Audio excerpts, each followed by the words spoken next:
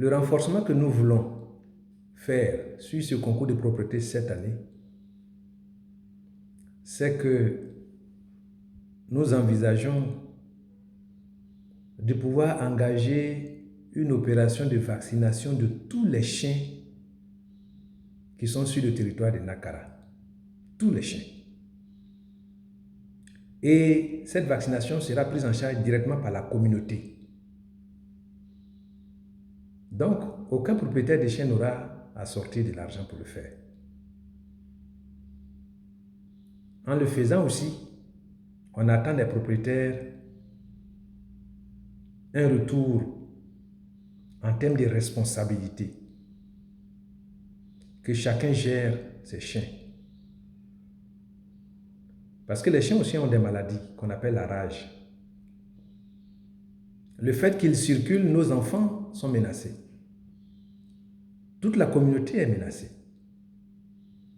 Les vacciner, c'est nous-mêmes nous protéger. En plus, garder bien les animaux. Ça permet que, en tant que peuple, qui a une grande partie de musulmans, que vous-même vos prières soient agréables à Dieu. Au village, les bassines sont dehors. C'est les eaux qui sont dehors qu'on prend pour mettre dans les bouilloires pour aller faire des ablutions. Or, la nuit, même parfois dans la journée, ces animaux qui passent vont boire dedans. Ce n'est pas tout que vous voyez. Et vous prenez ces eaux, vous partez faire des ablutions, alors que vous partez vous salir au lieu de vous purifier. Deuxième chose, nos enfants, les tout petits, ils courent, ils jouent, ils courent, il arrive dans la cour, il prend un gobelet, il pioche dans l'eau qui est là, dans la bassine, et puis il boit. Pendant ce temps, un chien est passé, il a déjà bu dedans.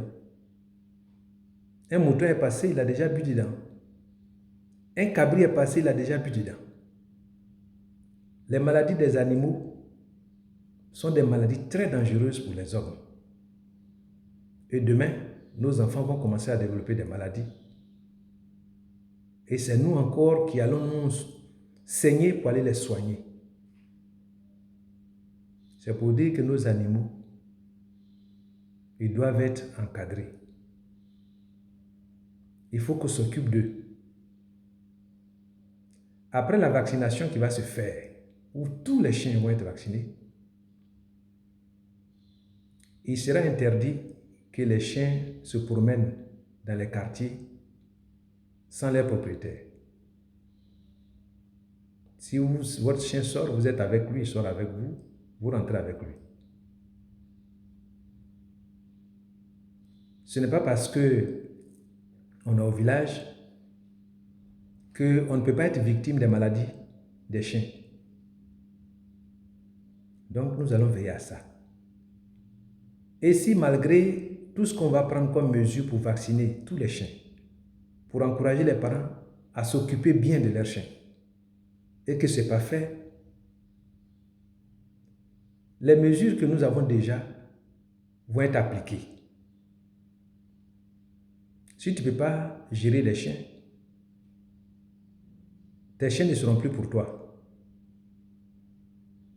Où on peut conduire ces chiens, chez qui on peut conduire ces chiens, on va le faire. Et la communauté va s'en occuper. Je voudrais donc encourager chacun de nous à être responsable pour s'occuper de ces chiens. Les chiens n'ont pas demandé à être dans les villages avec nous. C'est nous qui sommes allés les chercher. Donc nous sommes responsables d'eux. Et si un chien commet un dommage, c'est toi le propriétaire qui est concerné. C'est toi le responsable, ce n'est pas le chien. Et comme on a besoin que notre communauté soit en bonne santé, on va prendre des mesures.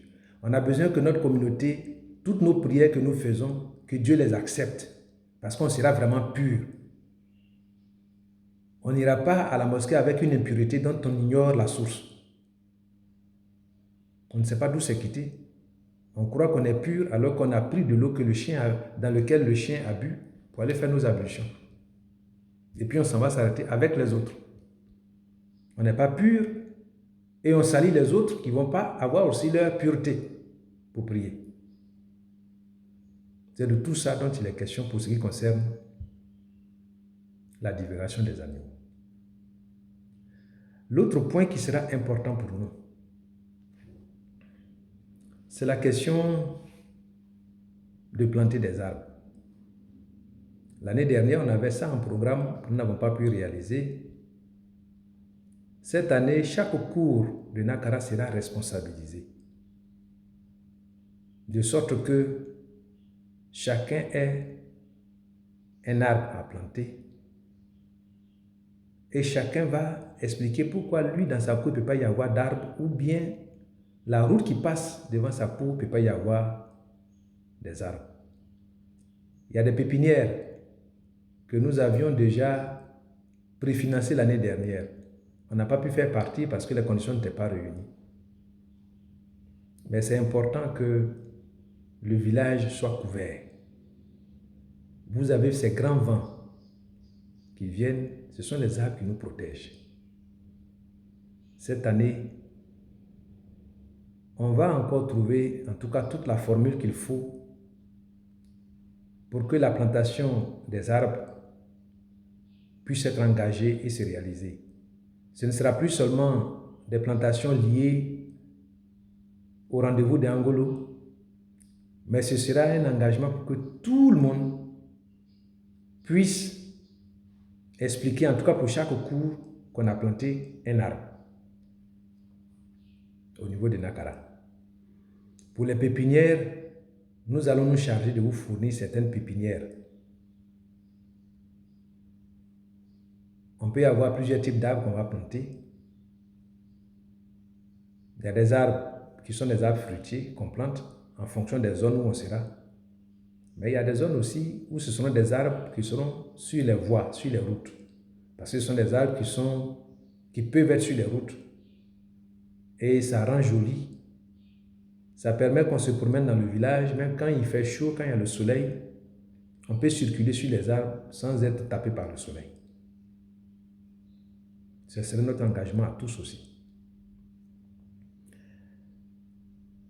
Après cette semaine de ces activités, nous allons terminer par le samedi 2 décembre. C'est un autre temps fort de notre tradition. C'est la lutte traditionnelle. Cette lutte traditionnelle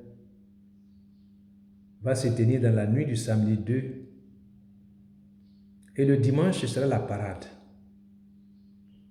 Vous l'avez vu sur les photos, sur certaines images qui ont été diffusées, combien c'est beau. J'invite tout le monde, tous les parents, toute la diaspora,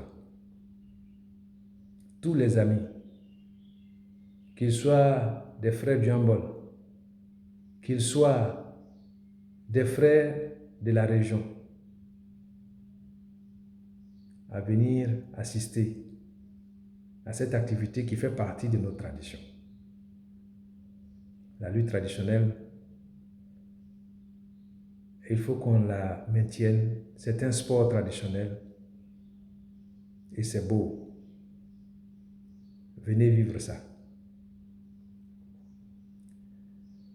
Et quand on finira le dimanche 3 décembre, après la parade à midi, notre activité, notre semaine traditionnelle de Angolo sera ainsi achevée. Je voudrais donc demander encore une fois à chacun d'être mobilisé. La diaspora, je sais qu'elle est celle qui est en Côte d'Ivoire, est organisée pour faire un convoi. S'il peut y en avoir 2 ou 3, organiser les convois pour venir. Je voudrais inviter particulièrement nos frères du Hambol et nos sœurs du Hambol qui ont déjà pris des engagements d'être avec nous, que nous les attendons tous pendant cette semaine et particulièrement le samedi 2 au dimanche 3. On attend tous les frères et toutes les sœurs du Hambol, de Kachula, de Nyakara, de Frona, mais aussi les frères et les sœurs de Dabakala. Nous vous invitons tous pour participer à cette semaine qui est haut en couleur au niveau de notre communauté de Nakara et Bada. Je voudrais également prier Dieu qu'il donne à chacun la bonne santé pour pouvoir faire le déplacement. Prier Dieu qu'il permette que tous ceux qui vont prendre la route pour être à Nakara soient sécurisés en aller comme en retour. Et encore, exprimer à Dieu qu'il reçoive dans son paradis tous les parents qui nous ont quittés. Certains étaient avec nous l'année dernière pour des raisons multiples, nous ont quittés. Que Dieu les reçoive. Comme j'ai pris Dieu qui reçoive également les parents de Kachula qui nous ont quittés, dont j'ai parlé tantôt, nos anciens. Que Dieu les reçoive tous dans son paradis.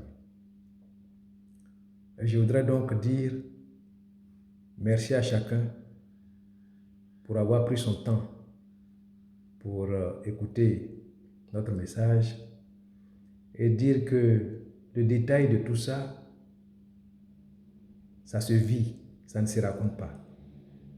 Donc venons vivre Ngolo 2023, la 4e édition du réveil de la tradition Tagwana dans la grande collectivité de Nakara et Bada. Merci encore pour votre écoute. Que Dieu vous bénisse.